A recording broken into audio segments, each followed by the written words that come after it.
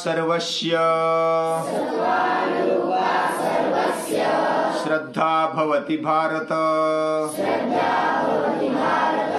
श्रद्धामयोऽयं पुरुषो यो यत्श्रद्धस्यैव सः। यो यत्श्रद्धस्यैव सः।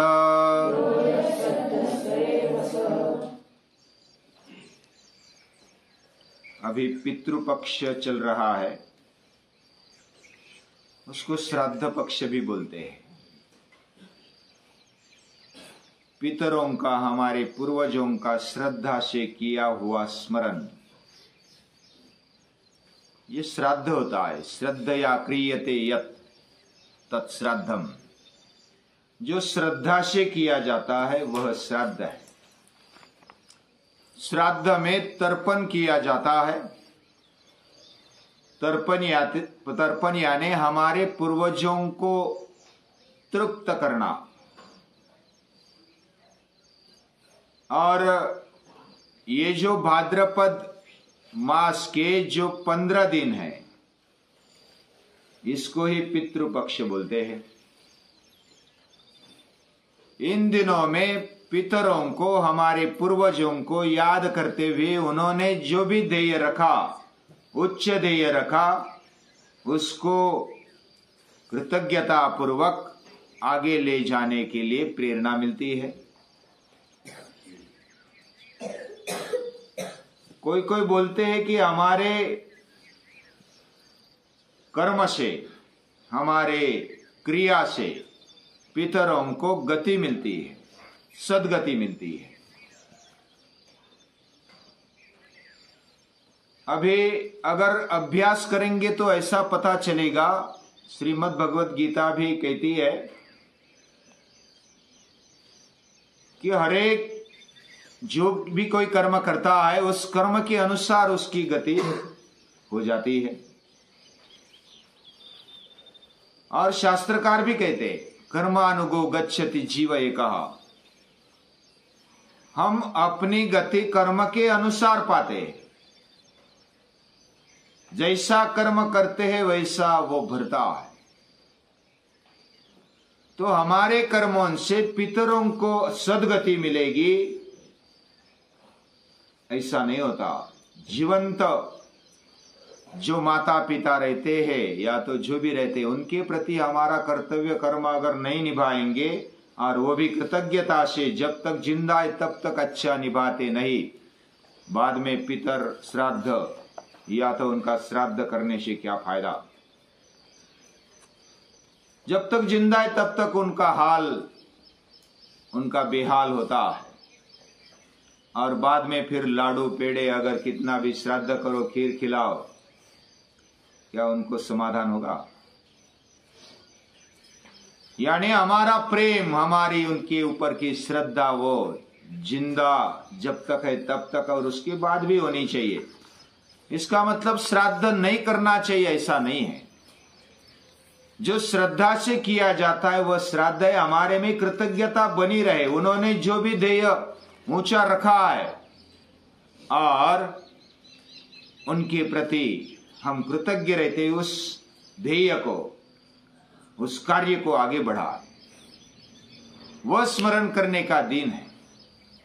पितरों के, पूर्वजों के हम पर उपकार, उनके ऋण है। हमें जन्म दिया, हमें अलग अलग संस्कार दिए, हमें अपने पैरों पर खड़ा करके उन्होंने अपनी नींदें खराब की, या तो बहुत सारे कष्ट उठाए, निस्वार्थ भाव से उठाए,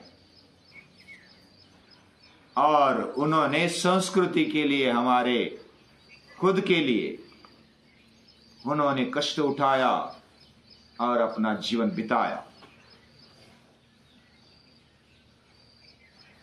जब तक जिंदा है, मां बाप के अलावा कोई भी ज्यादातर हित देखने वाला, सोचने वाला इस दुनिया में कोई नहीं होता। भले उनके बुद्धि के अनुसार वो करते रहते, किसी की बुद्धि उच्च हो सकती है, किसी की थोड़ी सी कम हो सकती है, लेकिन अपने अपने बुद्धि के अनुसार वो अपना कर्म करते हैं और उनके मन में सदहेतु होता है। ये बड़ी महत्वपूर्ण बात है। और हम संतान है उनकी, सम्यक तनोति तनु विस्तारे। हम उनकी संतान होने के कारण उनके कार्य का, उनके ध्येय का, उनके उच्च ऐसे लक्ष्य का हमें विस्तार करना चाहिए। और ये विस्तार करने वाला ही पुत्र होता है, संतान होती है। भले पुत्र हो पुत्री हो, सभी को ऐसा ही सोचना चाहिए। जब हम ये श्राद्ध करते हैं, श्रद्धा से, कृतज्ञता से पितरों का स्मरण करते हैं, उनका तर्पण करते हैं। तर्पण करना यानी तृप्त करना, उनको संतुष्ट करना। जब हम उनके उच्च ध्येय के मुताबिक हमारा जीवन व्यतीत करेंगे और उनके कार्य का विस्तार करेंगे तो उनको तृप्ति होगी। यही उनके लिए तर्पण है।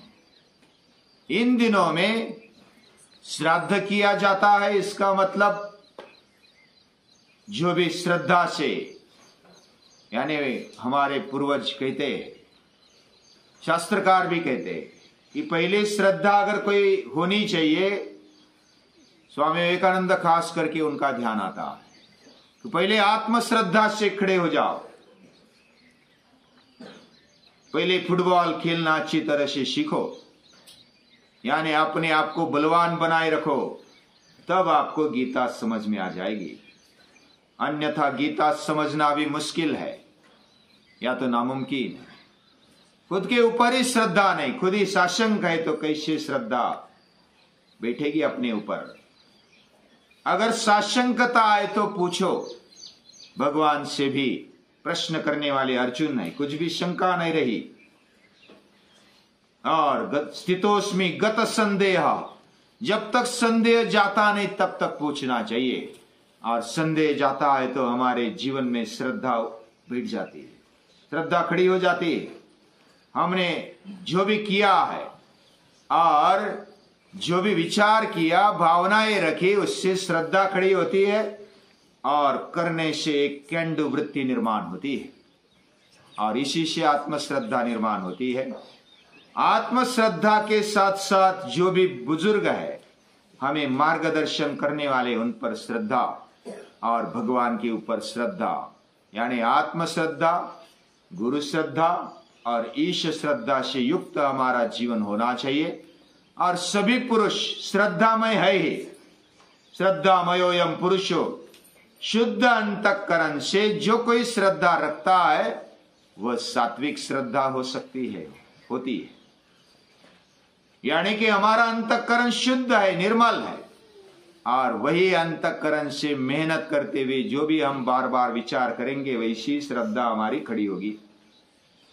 और हर कोई श्रद्धा रखता है। अगर तामसी है तो तामस श्रद्धा होती है, अगर राजस है तो राजसी श्रद्धा खड़ी होती है, और सात्विक श्रद्धा है तो सात्विक श्रद्धा खड़ी होती है।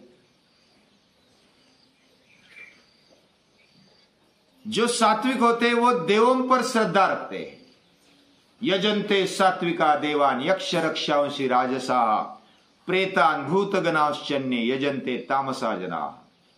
जो सात्विक है वो देवों पर श्रद्धा रखते। देव स्वयं प्रकाशित है, वह भी स्वयं प्रकाशित होना चाहता है, ये अच्छी श्रद्धा। जो राजस्य वो यक्ष और राक्षसों पर श्रद्धा रखते, जो कुछ कला दिखाते हैं या तो अपनी शक्ति का प्रदर्शन करते, उस पर श्रद्धा रखते। और जो तामस्य है वो भूत प्रेतों पर, जो गया हुआ मुर्दा है, उस पर श्रद्धा रखने वाले तामसी है। यानी अलग अलग प्रकार से हम श्रद्धा रखते ही है। हर कोई श्रद्धा रखता है, कोई नट पर रखता है, कोई नटी पर रखता है, कोई क्रिकेटर पर रखता है, हर कोई श्रद्धा रखता है, अपना आदर्श मानता है। लेकिन हमारा आदर्श ऊंचा हो, हमारे ऋषि, हमारे पूर्वज, ये हमारे आदर्श है। ऊंचे आदर्श रखना वही सात्विक श्रद्धा खड़ी होने का एक रास्ता है। और इस श्राद्ध पक्ष में तर्पण किया जाता है, यानी उनको तृप्ति मिले, संतुष्टि मिले।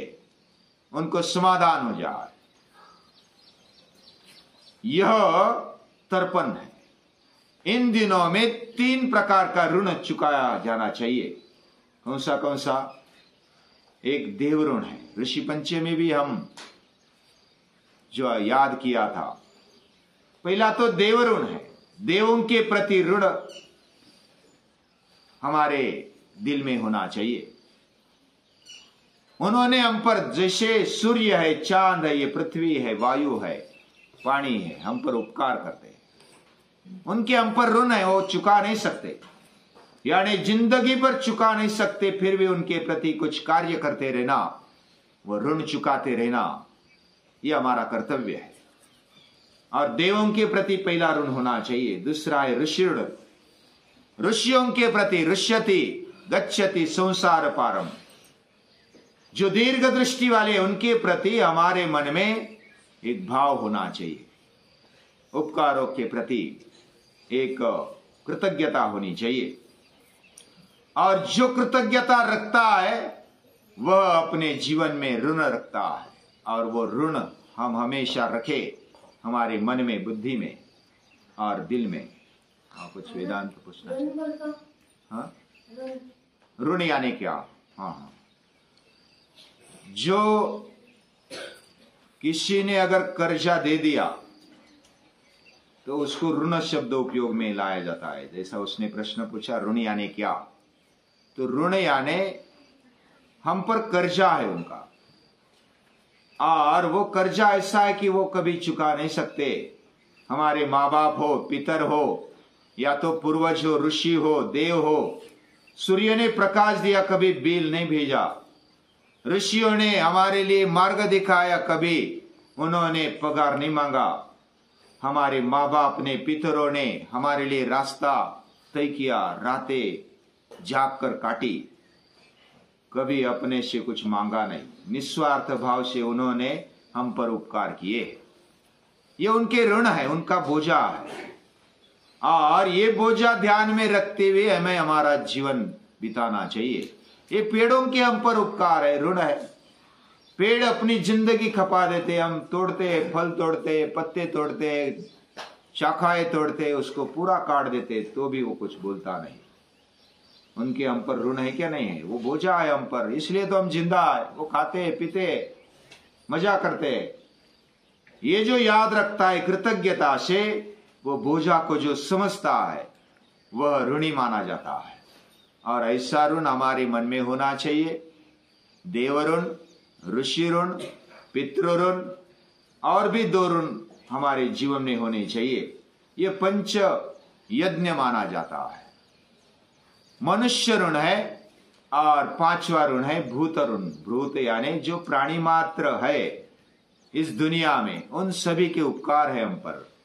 कृमि कीटाणुओं से लेकर के पूरे सृष्टि में जो रहते हैं उनका ऋण है। पर हम कुछ पूछना चाहता हूं, कृतज्ञता मतलब क्या है? कृत यानी किया हुआ, और ज्ञ यानी जानना। जो भी किया हुआ उपकार है उसको जानना, ये कृतज्ञता है। और ऐसी कृतज्ञता हमारे मन में होनी चाहिए। जिन्होंने हमारे लिए किया उसका स्मरण करना, ये कृतज्ञता है। और वो जानना, समझना, उसके प्रति कुछ करने के लिए तैयार होना, ये कृतज्ञता है। और ऐसी कृतज्ञता हमारे मन में रहे, ये ऋण हमारे लिए मन में चुकाने की इच्छा रहे, और ये इच्छा बरकरार रहे, तभी हम उनके ऋणी हैं। उन्होंने हम पर जो भी उपकार किए उनके प्रति कृतज्ञता रखते हुए, ऋण रखते हुए उनको बारंबार नमन करते हैं, प्रणाम करते हैं।